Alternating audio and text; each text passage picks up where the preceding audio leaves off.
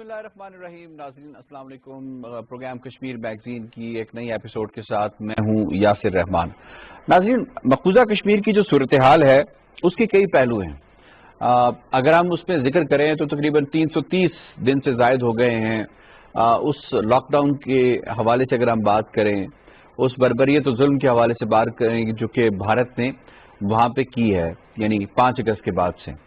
اچھا, اس کے بعد انہوں نے مختلف طریقے اپنائے ہیں. ان طریقوں میں لیفٹنٹ گورنر کی تعیناتی بھی ہے, ری آرگنائزیشن بل کا متعارف کروانا بھی ہے, اور اس کے ساتھ ساتھ کچھ ڈیموگرافک چینجز کے حوالے سے اور پھر لینڈ ایکوزیشن کے حوالے سے ان کے کارہائے نمایاں بھی سامنے آتے ہیں. اگر ہم ڈیموگرافک چینجز کے حوالے سے جاتے ہیں تو جو ان کا پرائمری آبجیکٹو لگتا ہے سارے پروسیس کو کرنے کے, اور جو پچھلا پروسیس کا تھا اس کو لپیٹنے کے حوالے سے, اور اس کے آؤٹ کمز وہ نہیں آ رہے تھے جو وہ چاہ رہے تھے, یعنی ڈیموگرافک چینجز نہیں ہو رہی تھی, ان کو وہ گرپ نہیں مل رہی تھی جس سے وہ اپنے مقاصد کا جو ہے وہ حصول ممکن بنا سکیں. انہوں نے ایک نیا قانون متعارف کروایا, اور اس قانون متعارف کروانے کا مقصد یہ تھا, یعنی جو ڈومیسائل ایکٹ ہے اسے متعارف کروایا گیا. اور اس قانون کو متعارف کروانے کا مقصد یہ تھا کہ کوئی ایسا طریقہ نکالا جائے جس طریقے سے جو ڈیموگرافک چینجز ہیں, اس وقت اگر دیکھا جائے تو وادی اور جموں کو ملا کر جو آبادی بنتی ہے تقریباً 12.2 ایز پر, اگر ہم دیکھیں 2011 کے سینسز جو ہوئے تھے انڈیا نے جو کرائے تھے مقبوضہ کشمیر میں, تو وہاں پہ آبادی کا یہ فگر سامنے آیا تھا 12.2 کا. اب یقیناً تھوڑی زیادہ ہوگی, اس میں میجارٹی جو ہے وہ مسلمانوں کی ہے. اب جو کوئی بھی فیصلہ ہوگا اور دنیا کو دکھانے کے لیے یہ الیکشن کروانے کی کوشش کریں گے تو اس میں تو ووٹ کا عمل تو ضروری ہوگا. اب ووٹ پہلے تو مسلمان بائیکاٹ کرتے رہے ہیں اور ہمیشہ سے وہ کرتے آئے, کیونکہ یہ نام نہاد نوٹنکی قسم کا ایک ووٹنگ کا نظام ہوتا ہے, الیکٹورل سسٹم یہ لے کر آتے ہیں جس کا کوئی آؤٹ کم نہیں نکلتا کشمیریوں کے لیے خاص طور پہ. تو اب وہ یہ کرنا چاہ رہے ہیں کہ یہاں پہ آبادی کا تناسب ایسے تبدیل کر دیا جائے کہ یہاں ہندوؤں کی اکثریت ہو جائے, اور جو فیصلہ ہم کروانا چاہیں اور انٹرنیشنل کمیونٹی کو دکھانا چاہیں وہ فیصلہ ہم دکھا پائیں. یہی وجہ ہے کہ یہ ڈومیسائل ایکٹ جو ہے اسے لایا گیا ہے, اور اس کے مختلف جو فیچرز ہیں اس کو بھی متعارف کروایا گیا ہے, اور ایک ایسے ڈھونگے انداز سے, ایک ایسے عجیب طریقے سے اس کو لایا گیا ہے کہ وہ جو چیز سامنے آئی ہے نہ وہ انٹرنیشنل قوانین پہ پوری اترتی ہے, نہ وہ جنیوا کے کنونشن پہ پوری اترتی ہے, نہ وہ کسی دنیا کی قرارداد کے حوالے سے پوری اترتی ہے. یہ صرف انہی کا وتیرہ ہے, یہ صرف یہی کر سکتے ہیں. اب اس میں کتنے کامیاب ہوئے ہیں یا ہو چکے ہیں یا ہوں گے, اور اس سے کیا آؤٹ کم نکلتا ہے. اب پاکستان بھی اس میں فریق ہے, تو پاکستان اس کو کس طرح ہائی لائٹ کر رہا ہے, اس کو ہم نے روکنا کیسے ہے. تو سب سے پہلے تو ہم بات کرنے کی کوشش کریں گے اپنے معزز مہمانوں سے کہ یہ بیسیکلی قانون ہے کیا, اس کی سائلنٹ فیچرز کیا ہیں, اور کس طرح یہ متاثر کرے گا مقبوضہ کشمیر میں بسنے والے ان مسلمانوں کو جو شاید 40% جموں میں ہوں یا مور دین 90% جو ہیں وہ ویلی کے اندر ہوں. کس طرح متاثر کرے گا اور کیسے ہم نے اس کو کاؤنٹر بھی کرنا ہے. اس کے لیے بات کرنے کے لیے آج ہمیں جوائن کیا ہے سید یوسف نسیم صاحب نے. آپ ایڈوکیٹ بھی رہے ہیں, بہت بہت شکریہ, سینئر حریت رہنما ہیں. اور ہمیں اسکائپ پہ جوائن کیا ہے برسل سے سید علی رضا سید صاحب نے, جو کشمیر سینٹر ای یو کے جو ہے وہ چیف ایگزیکٹو بھی ہیں, اس کے کرتا دھرتا بھی ہیں, ان سے بھی بات کریں گے. علی رضا سید صاحب آپ کا بھی بہت بہت شکریہ. ٹو اسٹارٹ وتھ سید یوسف نسیم صاحب, تھوڑا سا ہمارے ناظرین کو بتانے کے لیے یہ ڈومیسائل ایکٹ جو ہے اس کی سیلنٹ فیچرز کیا ہیں, کس طرح سے آپ بطور کشمیری یہ دیکھتے ہیں کہ یہ آپ کو تھریٹ کر رہا ہے. بسم اللہ الرحمن الرحیم. یاسر صاحب, جس طرح آپ نے فرمایا بالکل یہی صورتحال. اس کو تھوڑا اگر ہم انلارج کریں تو وہ ایسے کہ جہاں تک ریاست جموں و کشمیر کا تعلق ہے اور ہندوستان کے وہاں قابض ہونے کا تعلق ہے, باشد کے کشمیری کبھی بھی کسی کشمیری نے ہندوستان کی اس پوزیشن کو تسلیم نہیں کیا جو اس نے بزور شمشیر 1947 میں ایک سازش کے تحت حاصل کی. اس کے بعد جتنے بھی قوانین بنے وہاں پہ ایک کانسٹیٹیوشن اسمبلی سو کالڈ بنی، پھر اسمبلی بنی، پھر وہاں پہ انہوں نے کوشش کی، بڑی کوشش کی ہندوستان نے کہ ریاست کا جو تناسب ہے مسلمانوں کا میجارٹی کو مائنارٹی میں کیسے چینج کیا جائے۔ تو میں سمجھتا ہوں کہ ہمارے ناظرین کے لیے بڑی آسانی ہوگی سمجھنے میں کہ 1947 میں انہوں نے جموں ریجن کی کٹھوا، ریاسی، ادھمپور اور جموں شہر اور جموں ڈسٹرکٹ بھی، وہاں پہ مسلمانوں کی میجارٹی کو تہہ ٹیک کر کے مائنارٹی میں چینج کیا، اور 5 لاکھ سے زائد اس وقت کشمیریوں کو پاکستان اور آزاد کشمیر میں ہجرت کرنے کے لیے مجبور کیا، اور اس کا نتیجہ آپ نے دیکھ لیا کہ اس وقت جموں کے 10 ڈسٹرکٹس میں سے 5 ڈسٹرکٹ وہ ہیں جہاں مسلمانوں کو شہید کر کے ہجرت کرنے پر مجبور کرنے کے لیے انہوں نے ڈیموگرافک اس وقت چینج کی، اور اس وقت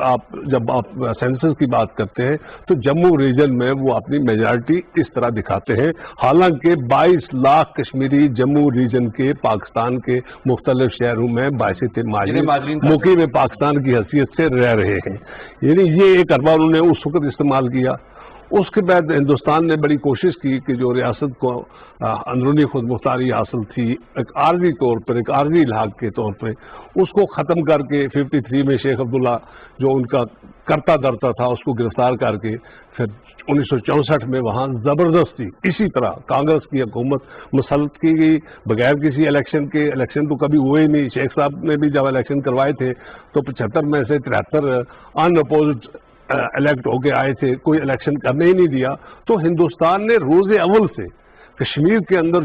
جو بھی حکومت کی، جو بھی قبضہ اپنا ناجائز اس کو دوام بخشا، وہ سازشوں سے بخشا اور وہ ڈریکونین لا سے بخشا۔ اب آ جائیں آپ، اب دیکھیں جب آپ کے جو جموں کے اندر، نصف جموں کے اندر مسلم میجارٹی کو مائنارٹی میں شہید کر کے اور ہجرت کرنے پر مجبور کر کے کیا گیا، اس کے بعد یقیناً جب کشمیریوں کو ہوش آیا، جموں کے ہمارے اس ڈوگرے بھائی کو ہوش آیا، کرن سنگھ جو صدر ریاست بھی تھے، مہاراجا کے بیٹے بھی تھے، ان کو جب ہوش آیا، اور بھیم سنگھ جیسے لوگ بھی وہاں پیدا ہوئے پینتھرز پارٹی بنا کے کہ جنہوں نے کشمیریوں کے حقوق کی بات کی اور پھر ہندوستان کے الحاق کو چیلنج کیا کہ یہ عارضی ہے اور یہ کسی مقصد کے لیے تھا اور اس کے بعد ریفرینڈم ہونا تھا، تو انہوں نے بھی اس چیز کو تسلیم نہیں کیا۔ لیکن آج کی ڈیٹ میں جب میں کشمیر میں بعد میں آؤں گا، پہلے میں ہندو میجارٹی ایریاز کی بات کرتا ہوں، ان 5 ڈسٹرکٹس کی بات کرتا ہوں یا جموں ریجن کی بات کرتا ہوں جہاں بظاہر اس وقت آن گراؤنڈ میجارٹی جو ہے وہ 5 ڈسٹرکٹس میں مسلمانوں کی ہے اور 5 ڈسٹرکٹس میں ہندوز کی ہے، اور اب وہاں پہ انہوں نے جو چیز کرنی، اس چیز کو جو سب سے زیادہ تکلیف ہوئی ہے ہم ہر کشمیری کو ہوئی ہے، لیکن میں یہ بات آپ سے عرض کروں کہ جموں کے ہمارے اس کشمیری ڈوگرے بھائی کو بھی ہوئی ہے جس کی شناخت چھین کر، جس کی زمین چھین کر، جس میں اسٹیٹ سبجیکٹ لاز میں امینڈمنٹ کر کے شہریت ہندوستانی شہریوں کو، اور وہ بھی ہندوستان کے صرف ہندو کو، کسی سکھ کو نہیں، کسی مسلمان کو نہیں، کسی کرسچن کو نہیں، صرف ہندوز کو، تاکہ یہ ہندو میجارٹی ایریا سارا بنایا جائے۔ ایک تو یہ، دوسرا جو پولیٹیکلی اس میں میں عرض کروں وہ یہ کہ ریاست کی جو بھی وہاں سو کالڈ اسمبلی بنتی تھی وہاں میجارٹی جو ہمیشہ مسلمانوں کی رہی، اور چیف منسٹر جو ہے وہ آلریڈی سری نگر سے اور مسلمان ہوتا تھا اس سو کالڈ اسمبلی کے اندر بھی۔ لیکن جو بی جے پی کی آج بھی یہاں گورنمنٹ ہے، کانگریس نے تو اس کو چلایا ایز کہ کسی طرح ہمارا جو قبضہ ہے۔ اب تھوڑا میرے سوال پہ آ جاتے ہیں۔ ہاں، اب ہم ڈومیسائل بیسکلی کیا ہے بطور کشمیری، کس طرح آپ اپنے آپ کو تھریٹ محسوس کرتے ہیں؟ آج نہیں، 4 سال، 5 سال، 6 سال کے بعد آپ کو کیا لگتا ہے کہ ڈیموگرافک چینجز کا جو ان کا پلان ہے وہ کس حد تک تیزی پکڑ جائے گا اور کشمیری جو میجورٹی میں ہے وہ مائنورٹی میں چلے جائیں گے؟ نہیں، مجھے نہیں لگتا کہ یہ اس میں ہر کشمیری مرنا پسند کرے گا اور اس فیصلے کو ایکسیپٹ نہیں کرے گا۔ ٹھیک ہے، ہر کشمیری میں پنڈت بھی شامل ہے، ڈوگرا بھی اور کشمیری بھی، اور جس طرح آپ نے اس بارے میں جو ان کے انٹینشنز ہیں وہ یہی ہیں کہ وہ الیکشن کروائیں اور پھر ویلی کے اندر بھی ہندو میجارٹی کر کے اپنا بی جے پی کا کوئی بندہ لائیں، اور اس طریقے سے کشمیر کو بالکل، ایک تو ہو گیا ریاست، آپ نے دیکھا کہ 5 اگست 2019 میں ریاست کی شناخت کو، کشمیریت کو، ہر چیز کو چھین کر نصف آرمی جو انڈیا کی ٹوٹل آرمی میں سے نصف آرمی کو کشمیر میں لگا کے بزور شمشیر وہ کشمیریوں کو اپنی باتیں منوا رہے ہیں، لیکن یہ باتیں کبھی بھی ظلم اور آرمی اور ملٹری سے آپ نہیں کروا سکتے۔ یہ ان کے ایڈیا ضرور ہیں، اس میں شک نہیں کہ انہوں نے دیکھے ابھی جو انہوں نے جو طریقہ کار اپنایا ہے، ریاستی اسمبلی ہے ہی نہیں کہیں، لیفٹیننٹ گورنر کو, جو کسی قانون کے تحت, کسی آئین کے تحت وہاں لیفٹیننٹ گورنر ہو ہی نہیں سکتا, اس کو اپوائنٹ کیا, اس کے وزیروں کو اپوائنٹ کیا, اور تمام جو فورسز ہیں, پاورز ان کے پاس ہیں. آرمی جس گھر کو چاہے ریڈ کرے, جس کو چاہے شہید کرے, جس کو چاہے پکڑے, کوئی پوچھنے والا نہیں. پوری دنیا بین الاقوامی برادری بھی اندھی ہو گئی ہے کشمیر کے حوالے سے. تو اس صورتحال کو میں, جو آپ نے سوال کیا کہ 8 سال 5 سال کے بعد کیا ہوگا, 8 سال 5 سال تک یہ کیس چلنے والا نہیں ہے. اس لیے چلنے والا نہیں ہے کہ چیزیں زور پکڑ گئی, دیکھیے آپ کی شناخت چھین گئی, آپ کی ریاست چھین گئی, آپ کا مذہب بھی چھین رہا ہے, اور پھر دلی سے آگے,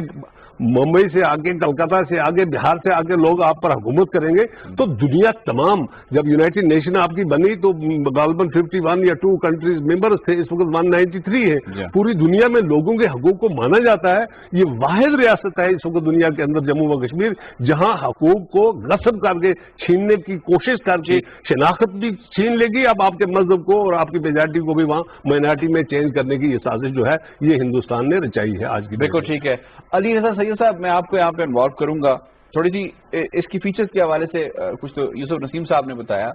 کچھ میں بتا دیتا ہوں کہ جنہوں نے 15 سال تک یہاں پہ سرو کیا ہے اور جو اسٹڈی کی ہے, اور 7 سال تک اس نے 10 یا 12ویں کلاس کے لیے کوالیفائی کر چکے ہیں, وہ ایلیجیبل ہوں گے اس ڈومیسائل کے لیے. اور اس کے ساتھ ساتھ پھر وہ سرکاری اہلکاروں کے بچے جو کہ مقبوضہ کشمیر میں رہے نہ ہوں, انہوں نے سرو کیا ہو, تو وہ بھی ایلیجیبل ہوں گے ڈومیسائل کے لیے. اور آپ یہ بتائیے گا کہ تقریباً 33,000 لوگوں کے قریب لوگوں نے اس پہ اپلائی کیا ہے, اور 25,000 لوگوں کو یہ کہا جا رہا ہے کہ اندازے کے مطابق کہ انہوں نے ڈومیسائل ایشو کر دیا, اور زیادہ تر ان علاقوں میں کیے ہیں جہاں پہ مسلمانوں کی میجورٹی اور ہندوؤں کی جو مائنارٹی ہے اس میں کچھ زیادہ فرق نہیں ہے, یعنی تعداد میں زیادہ فرق نہیں ہے. وہاں پہ جان بوجھ کے کیا گیا ہے تاکہ ان کی جو تعداد ہے یا ان کا جو تناسب ہے اس کو برج کیا جائے اور معاملات کو میجورٹی کی طرف لے کے جایا جائے. میرا سوال آپ سے یہ ہے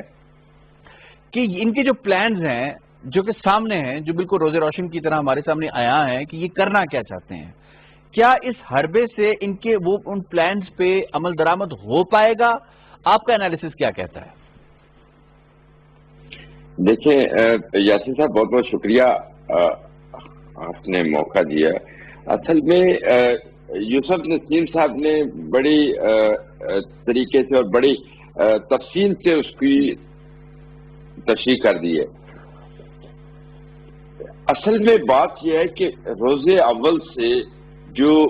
بھارتی حکومت رہی ہے, چاہے وہ کانگریس کی ہے, بی جے پی کی ہے, انہوں نے ہمیشہ اس جو کشمیریوں کی ایسپیریشن ہے آزادی کی, اس کو ختم کرنے کے لیے کس طریقے سے کشمیریوں کو جو ہے وہ دبایا جائے, تو وہ اپنی اس مسلسل اسی پہ عمل کر رہے ہیں. دیکھیں اصل میں بات جو ہے نا, بات یہ ہے کہ اگر بھارت جس طریقے سے 1947 سے وہ کر رہا ہے, کیا اس میں کامیابیاں ہوئی ہیں, اس کو کسی حد تک ہوئی ہیں, کیوں ہوئی ہیں؟ ہمارے پاس کچھ چند کوشچن ہیں کہ اگر آج تک بھارت کامیاب نہیں ہو سکا تو کیوں کامیاب نہیں ہو سکا؟ اس لیے کہ جو وہاں کا ہر کشمیری, جس طرح یوسف نسیم صاحب کہہ رہے تھے, چاہے وہ مسلمان ہے. علی رضا صاحب, میں واپس آپ کی طرف آتا ہوں اور یہی سوال جو ہے آپ سے چاہیں گے کہ آپ اس کو کنٹینیو کریں. یوسف نسیم صاحب, ابھی جو معاملات ہیں جس طرح آپ نے دیکھا جموں میں, اور یہ ان کی طرف سے یعنی بی جے پی کی طرف سے یہ خیال کیا جاتا تھا, اور یہ بیان بھی سامنے آئے کہ اگلا جو سی ایم ہوگا, جو کشمیر کا سی ایم ہوگا, جس کے لیے پلان بھی کر رہے ہیں, وہ ہندو بھی ہوگا, ٹھیک ہے, اور وہ میجورٹی اس کو جو ووٹ دے گی وہ ہندو کو ووٹ دے گی. جموں کا جو ڈوگرا ہے, یہ جموں کا جو ہندو ہے, جو جموں میں میجورٹی میں ہے, وہ خوش نہیں ہے ان فیصلوں سے. تو آپ کی اپنا انالیسس کیا کہتا ہے کہ یہ تو نہ صرف مسلمانوں کو افینڈ کرنے کے لیے انہوں نے یہ قانون لایا, بلکہ اس سے تو سب سے زیادہ افیکٹ ان ہندوؤں کو بھی ہوگا جن کے اوپر لا کے باہر سے لوگ آباد کیے جائیں گے. میں عرض کروں آپ سے کہ جس طرح علی رضا بھائی نے آپ کی توجہ مبذول کروائی اس گراؤنڈ ریئلٹی کی طرف, جس طرف یہ لے کے جا رہے ہیں, اصلی جو ان کا مقصد ہے یہ مسلمانوں کو مائنارٹی میں چینج کرنے کا ہو سکتا ہے, لیکن اصلی یہ چاہتے ہیں کہ اگر کسی وقت انٹرنیشنل پریشر، ان کو ہر جگہ ناکامی ہوئی ہے، میں یہ بات آپ کو وثوق سے کہوں کہ کسی بھی طریقے سے یہ کشمیری کو اون نہیں کر سکے، ایون ہندو کشمیری کو بھی اون نہیں کر سکے، ان کا دل نہیں جیت سکے اپنے کرتوتوں کی وجہ سے، اپنے ظلموں کی وجہ سے۔ لیکن میں یہ عرض کروں کہ اگر رائے شماری نے تو ہونا ہے، آج نہیں تو کل، کل نہیں تو پرسوں، جو ان کی اصلی تیاری ہے وہ یہ ہے کہ اتنے ہندو کشمیر کے اندر بسائے جائیں، اگر رائے شماری کرنی پڑے تو ووٹ ہندوستان کو زیادہ ملے۔ ایک تو ان کی یہ انٹینشن ہے۔ دوسرا، جس طرح آپ نے فرمایا کہ حکومت کرنی ہے اور ہندو کو چیف منسٹر بنانا ہے تاکہ فیصلے جو ہیں وہ سارے ہندو اکثریت جو ہے وہ اپنے مزاج کے مطابق کرے اور مسلمانوں کو اس طریقے سے دبا کے رکھے جس طرح کبھی مہاراجہ کے دور میں یا گلاب سنگھ کے دور میں یا ہری سنگھ کے دور میں جس طرح مسلمان تھے، یہ اسی طرح مسلمانوں کو ادھر لے کے جانا چاہتے ہیں، تاکہ مسلمان پہلے آپ نے دیکھا کہ اس سے پہلے جو بڑا کام کیا ہندوستان نے وہ یہ کیا، جس کی طرف میں آپ کی توجہ بھی اور اپنے سامعین کی بھی، کہ پچھلے 1 سال سے انہوں نے کشمیریوں کی اقتصادی اور معاشی حالت، کشمیریوں کی ٹورزم، کشمیریوں کی فروٹ انڈسٹری، کشمیریوں کی کارپوریٹ انڈسٹری، کشمیریوں کی انکم 10 مہینے سے 11واں مہینہ ہمارا اس وقت لاک ڈاؤن میں جا رہا ہے، تو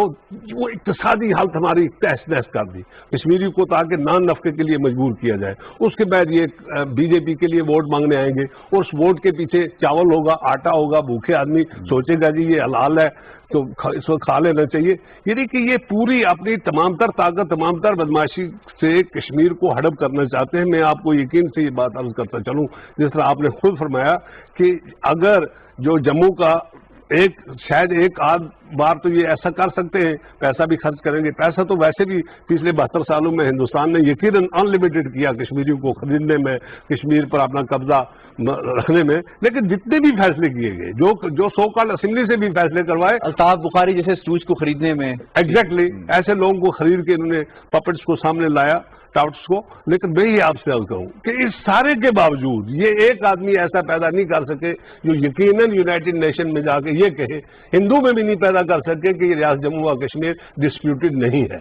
آج جب انہوں نے آپ کو مائنارٹی میں چینج کرنے کی سازش کی، آپ کو ڈریکونین لاز سے رول کرنے کی سازش کی، مسلمانوں کو جناب ان کے تمام حقوق سلب کرنے کی بات کی، تو لیکن میں آج یقیناً اپریشیٹ کروں گا اپنے ان باغیرت ہندوؤں کو جو کشمیری ہیں، جن کو آپ بھیم سنگھ بھی کہہ سکتے ہیں، ہری سنگھ بھی کہہ سکتے ہیں، حالانکہ مہاراجہ کے باپ دادا پردادا نے بہت ظلم بھی کیے کشمیریوں پر، لیکن اس کے باوجود ہری سنگھ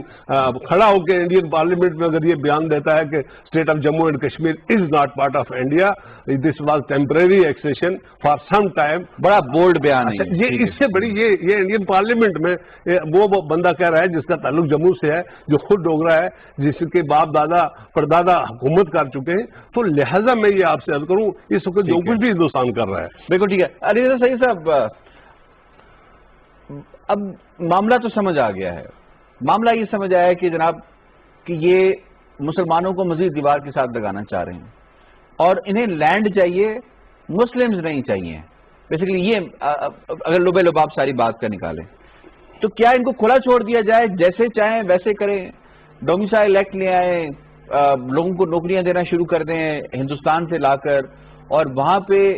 جب بھی ان کو ہزیمت ہوتی ہے، چاہے وہ چائنا سے ہو، چاہے وہ کسی اور ملک سے ہو، چاہے وہ ان کی اکانومی ڈیریل ہو رہی ہو، تو ان کے پاس 2 ہی قسم کے ایکسکیوزز ہوتے ہیں، یا کشمیریوں پہ ظلم کرنا یا پھر پاکستان کے اوپر الزام تراشی کرنا۔ روکے گا کون؟ کیسے روکیں گے؟ جس جگہ پہ آپ بیٹھے ہیں کیا وہاں پہ آواز سنی جائے گی اس ڈومیسائل ایکٹ کے حوالے سے؟ دیکھیں، اس پہ آواز سنی جا رہی ہے۔ اگر آپ دیکھیں کہ جب سے یہ ڈومیسائل ایکٹ کا بنا، اس کے علاوہ جو انڈیا کے اندر سٹیزن شپ لا کا جو انہوں نے بنایا، اور خاص کر اس میں انہوں نے مسلمانوں کو بالکل سائڈ پہ کیا ہے اور صرف ہندوؤں کے لیے یا دوسرے جو لوگ ہیں ان کے لیے، لیکن انہوں نے خاص جو ٹارگٹ کیا ہے مسلمان کمیونٹی کو، اس کے بارے میں عالمی دنیا میں کوئی اچھے بھارت کے بارے میں اچھے خیالات نہیں ہے، اور خاص کر مودی سرکار کے بارے میں۔ تو میں کہتا ہوں کہ یہ موقع ہے کہ ہم اپنے آپ کو موبلائز کریں، ہماری جو لیڈرشپ ہے، چاہے وہ مقبوضہ کشمیر کے اندر ہے، آزاد کشمیر کے اندر ہے، ہماری لیڈرشپ جو ہے اس کو ایک رول ادا کرنا پڑے گا، ورنہ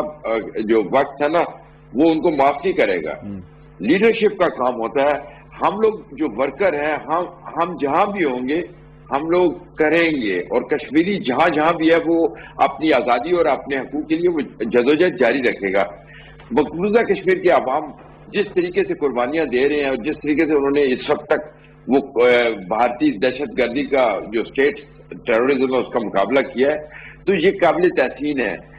لیکن اس میں ان کو امید چاہیے۔ امید کہاں سے آئے گی؟ امید آئے گی ہماری جو لیڈرشپ ہے، چاہے وہ آزاد کشمیر کی ہے، مقبوضہ کشمیر کی ہے، ان کی طرف سے کلیئر پالیسی ہونی چاہیے، پھر گورنمنٹ آف پاکستان کی طرف سے ایک کلیئر پالیسی ہونی چاہیے۔ دیکھیں 5 اگست کے بعد ہم دیکھ رہے ہیں کہ ہمیں کوئی ایسی پریکٹیکل چیز نظر نہیں آ رہی جس سے ان لوگوں کی امیدیں جو ہیں وہ قائم رہیں۔ نا امیدی گناہ ہے، لیکن دیکھنا یہ ہے کہ اس وقت عالمی برادری میں آپ کو بتاتا چلوں کہ یورپین پارلیمنٹ کی ہیومن رائٹس سب کمیٹی کی چیئرپرسن نے ابھی ہمیں جواب دیا ہے اپنے خط کے بارے میں، جو اس نے رابطے کیے ہیں بھارتی حکومت کے ساتھ، اب مسلسل رابطے میں ہیں۔ اسی طرح جو یونائٹڈ نیشن کی بیانات آپ دیکھیں، ایمنسٹی انٹرنیشنل کا دیکھیں، یہاں کے جو اخبارات ہیں، یہاں کے جو میڈیا ہے یورپ کا، وہ بھی اس پہ بولنا شروع ہو گیا۔ سوال یہ ہے کہ ول دے اسٹاپ اٹ؟ ایک کرٹیسزم کا تو دیکھیں، کرٹیسزم تو تب تک بنتا ہے کہ جس وقت تک ہم یہ سمجھیں کہ کسی کو یہ فیل کروانا ہے۔ اب تو معاملہ محسوس کروانے سے بہت آگے جا چکا ہے، وہ تو پریکٹیکل اسٹیپ لے رہے ہیں، اور وہ ہر وہ اسٹیپ لے رہے ہیں جو کہ وہ لینا چاہتے ہیں۔ آج تک مجھے یہ بتا دیں کہ 5 اگست کے بعد سے آرٹیکل 370 ختم کیا، 35A ختم کیا، اس کے بعد لیفٹنٹ گورنر تعینات کر دیا، ساروں کو جیل میں اٹھا کے ڈال دیا، یہ ڈومیسائل ایکٹ لے آئے، لینڈ ایکوزیشن لے آئے، وہاں پہ یہ سیمینارز کروا رہے ہیں۔ کون سا ایسا سٹیپ ہے جسے روکنے میں دنیا کامیاب ہو گئی ہے؟ دیکھیں اس میں ہمیں، میں پھر اسی پوائنٹ پہ آؤں گا، ہمیں دیکھنا ہوگا کہ 5 اگست سے لے کے آج تک ہم نے کیا کیا ہے۔ جو عوام جو رجسٹرنس گراؤنڈ پہ ہو رہی ہے اس کو چھوڑ کے جو باقی ہے وہ کیا ہو رہا ہے؟ کیا ہماری قیادت جو ہے آزاد کشمیر کی ہو یا ساری جو وہاں کی قیادت جیلوں میں ہے، اب جو ڈائسپورا ہے یا قیادت ہے ان کو ایک لائن تو ہونی چاہیے، کوئی کلیئر ایک کیا کرنا کیا ہے، کس طریقے سے کرنا ہے، آپ نے بھارت کو کیسے روکنا ہے۔ بھارت کو روکا جا سکتا ہے، دیکھیں عالمی برادری کا جو مائنڈ سیٹ ہے نا وہ بن رہا ہے، ٹھیک ہے ٹائم لگ رہا ہے، لیکن اس کے ساتھ ساتھ آپ مائنڈ سیٹ بن رہا ہے، ٹھیک ہے، اس میں ٹائم لگے گا۔ میں یوسف نسیم صاحب کو انوالو کروں گا، مجھے بتایا جا رہا ہے کہ وقت کم رہ گیا ہے۔ یوسف نسیم صاحب، معاملات سارے سامنے ہیں، ابھی ڈومیسائل ایکٹ کے حوالے سے بات کی، روکنا کیسے ہے، کس طرح روک سکتے ہیں؟ کیا ہماری ایفرٹس میں کہیں کمی ہے یا انٹرنیشنل کمیونٹی جو ہے وہ کبوتر کی طرح آنکھ بند کر کے بیٹھی ہے کہ کوئی بات نہیں، خیر ہے، اکنامک بینیفٹس ہیں، باقی معاملات ہیں؟ Your take sir on it. قبل اس کے کہ میں آپ کو سوال کا جواب دوں، میرا بھی ایک سوال آپ سے، کیا ہندوستان نے یہ جتنے بھی اہداف حاصل کرنے کے لیے غیر قانونی، غیر اخلاقی، بین الاقوامی قانون کے خلاف،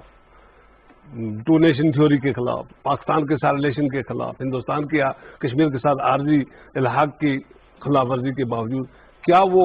کشمیر میں فوج کم کر سکا ہے؟ کیا وہ حریت قیادت کو ریلیز کر سکا ہے؟ کیا میں یہ کر رہا ہوں وہ جو مرضی کرے۔ ہاں، اب اس میں یہ ایک تو یہ بات یہ ہے کہ کشمیری جو ہے، دیکھیں 330 دن سے زائد ہو گئے ہیں، میں کہتا ہوں آپ بھی کشمیری ہے، میں اس طرف بیٹھا ہوا، میں بھی اس چیز کو فیل کر سکتا ہوں کہ وہ جیسے آپ نے خود ذکر کیا، نہ ان کے پاس کھانے کو کچھ ہے، نہ ان کی زندگی میں آسانی تو کچھ نہیں آئی نا، تو کس طرح روکے؟ میں پہلی بات یہ ہے کہ یہ رکا ہے، کشمیر نے کسی اس فیصلے کو نہیں مانا، یہ رکا ہے۔ ایک تو یہ جو اصلی رکاوٹ ہے وہ سری نگر میں ہوگی، یا جموں میں ہوگی، یا لداخ میں ہوگی، جب کشمیری اس فیصلے کو کبھی دل سے کسی بھی طریقے سے نہیں مانیں گے۔ 1 سیکنڈ، پاکستان کے باعث تفریق کے اور باعث وکیل کے پاکستان کو اقوام متحدہ نے یہ حق دیا ہے، ہندوستان نے یہ حق دیا ہے، پارٹی بنا کے کشمیریوں نے یہ حق دیا ہے کہ یونائٹڈ نیشن کے اندر، انٹرنیشنل کورٹ آف جسٹس کے اندر ہندوستان جتنے ظلم کر رہا ہے اس وقت پاکستان کو جانا چاہیے، اور ان سارے ظلموں کے خلاف، ہندوستان کے خلاف انٹرنیشنل کورٹ آف جسٹس میں ایک کیس درج کرنا چاہیے، اور دوسرا یونائٹڈ نیشن کی جنرل اسمبلی میں بھی، سیکورٹی کونسل میں بھی بطور وکیل یہ بتا سکتے ہیں کہ آرٹیکل 7 کی طرف ہم جا سکتے ہیں کہ نہیں، چیپٹر 7 کی طرف ہم جا سکتے ہیں کہ نہیں جا سکتے؟ دیکھیے چیپٹر 7 یہ بھی ایک ڈیبیٹیبل چیز ہے۔ چیپٹر 6 میں معاملات وہاں تک نہیں، چیپٹر 6 میں both parties are agreed with the decision. تو یہ چیپٹر جو 6 ہے یہ زیادہ طاقتور ہے بنسبت 7 کے. 7 میں ایک پارٹی نہیں مانتی اور یونائٹڈ نیشن فورس سے وہ چیز منواتی ہے, لیکن یہاں دونوں پارٹیوں نے ایگریمنٹ کیا ہے کہ ہم واٹ اباؤٹ دوز کے 18 ریزولوشن پڑھی ہیں. میں کہتا ہوں اس وقت یونائٹڈ نیشن کو 10 ٹائمز زیادہ اپنا فورس استعمال کر کے ہندوستان کو اپنی اس فیصلے کو منوانے کے لیے بھی اور کشمیریوں کو حقوق دلوانے کے لیے بھی, اور یہ جو لیگ آف نیشنز کے رزلٹ میں اس کے بدعمالیوں کے یونائٹڈ نیشنز کا جو معاملہ ہے وہ بھی آپ دیکھ لیں یوسف نسیم صاحب کہ انہوں نے غیر مستقل رکن بھی اس کو بنا دیا ہے. وہ روٹین میں بنتے رہتے ہیں, وہ کوئی بڑا نہیں ہے, وہ کوئی زیادہ اس کی فتح نہیں ہوئی ہے. پاکستان 10 بار بن چکا ہے, یہ کوئی ایسی بات نہیں ہے, لیکن یہ بات ضرور ہے کہ اس وقت ہم نے کشمیریوں نے پاکستان نے ایک پیج بھی ہوگا جس طرح علی رضا بھائی کہہ رہے تھے, ہم نے ہمارے ڈائسپورا جو بہت امپارٹنٹ ہے, کلیئرٹی ہونی چاہیے کرنا کیا ہے, ہم نے کرنا یہ ہے جناب کہ جب تک یونائٹڈ نیشن کی ریزولوشن اور وہ روڈ میپ جو 5 جنوری 1989 قرارداد میں دیا گیا ہے اور کشمیریوں کی وشز کو جب تک نہیں جانا جاتا, ان کو شامل نہیں کیا جاتا مذاکرات کے ذریعے, یونائٹڈ نیشن بھی اپنا رول ادا کرے, پاکستان بھی اپنا رول ادا کرے. وائنڈ اپ کرنا ہے علی رضا سید صاحب, آپ اس یقین کے ساتھ کہ کشمیر آزاد ضرور ہوگا. بالکل ٹھیک ہے. سید یوسف نسیم صاحب آپ دونوں مہمانوں کو بہت شکریہ, ونڈرفل ڈسکشن, اور یقیناً جو ڈسکشن کا جو معاملہ اخذ کر سکتے ہیں, لب لباب نکال سکتے ہیں, وہ یہی ہے کہ کچھ بھی ہو جائے, ڈومیسائل ایکٹ بھی آ جائے, جتنے بھی لوگوں کو یہاں بات کرنے کی کوشش کریں, کشمیری اپنی ریزسٹنس نہیں چھوڑیں گے, کشمیری اپنی مزاحمت نہیں چھوڑیں گے. بے شک ان سے یہ کھانا چھین لیں, ان کے پیٹ خالی کر دیں, انہیں بھوکا رکھیں, لیکن کشمیریوں نے ایک چیز تو سیکھ لی ہے کہ مشکل ترین حالات میں وہ زندہ کیسے رہ سکتے ہیں. آج 330 دن ہے, یہ دنیا کے لیے ایک مثال ہے کہ 330 دنوں کے اندر ان کے پاس کچھ بھی نہیں ہے, معیشت بھی نہیں ہے, زندگی بھی نہیں ہے, سانس بھی نہیں ہے, کچھ بھی نہیں ہے. اس کے باوجود کشمیری ایک بڑی جیل کے اندر اپنی زندگی گزارنے پہ مجبور ہیں, ایک مقصد کے تحت, اور مقصد ہے حق خود ارادیت کا اور اس جد و جہد کا جو ہر انسان کا بنیادی حق ہے. کشمیر میگزین سے اتنا ہی. یاسر رحمان کو دیجیے اجازت, اعلان کے بعد.